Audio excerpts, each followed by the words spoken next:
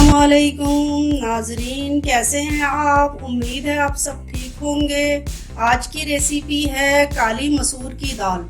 काली मसूर और इसको खड़ी मसूर भी बहुत से लोग कहते हैं। ये मैंने ली है 3 कप है, तकरीबन ये 3 पाव दाल है।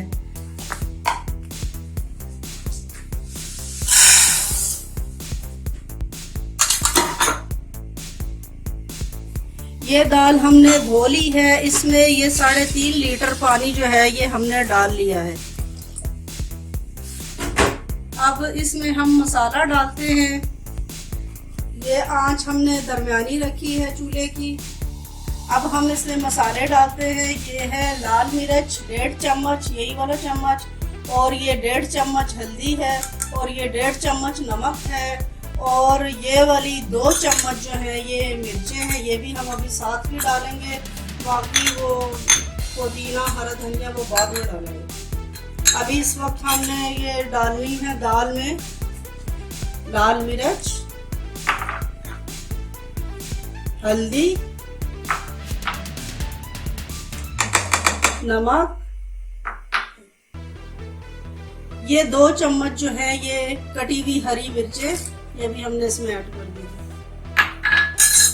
और ये थोड़ा सा लहसुन हम इसमें डालेंगे।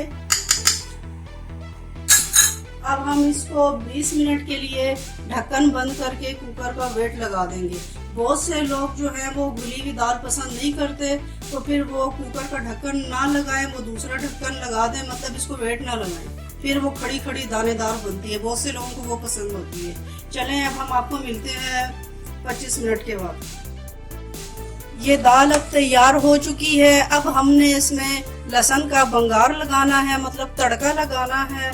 उसके लिए हमने ये एक कप जो है कुकिंग ऑयल लिया है, और ये देसी कटा हुआ लहसुन है 1 चम्मच। अब हम बंगार लगाते हैं।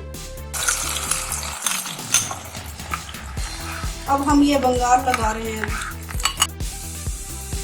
ये अब हमारा लहसुन जो है ये इसमें ब्राउन हो चुका है कुकिंग ऑयल में। अब हम इसको जो है वो दाल में डाल रहे हैं।